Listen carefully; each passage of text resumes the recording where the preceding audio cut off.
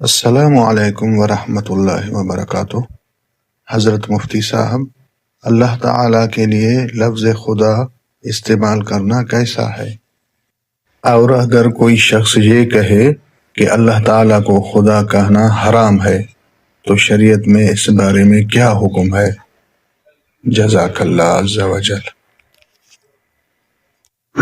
السلام علیکم ورحمۃ اللہ۔ خدا یہ فارسی لفظ ہے۔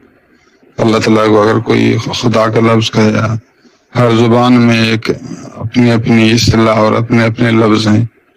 سندھی میں دھنی کہتے ہیں، اب دھنی نہ قرآن میں ہے نہ حدیث میں، لیکن اس کا معنی جو مالک صحیح ہے۔ اب وہ انگلش والے گاڈ کہتے ہیں، تو اپنے وہ لغت میں بولی میں کہتے ہیں تو ٹھیک ہے۔ خدا خود آنے والا ہے، اس کو کوئی اور پیدا کرنے والا نہیں ہے، خود وجود میں آنے والا ہے۔ معنی بھی صحیح ہے، اور خدا کے لیے یا لفظ خدا کہنا صحیح ہے۔ اور جو کہتے ہیں حرام، اس کو کہو دلیل دو۔ آپ کا حرام کرنا بغیر دلیل ہے، لہذا معتبر نہیں۔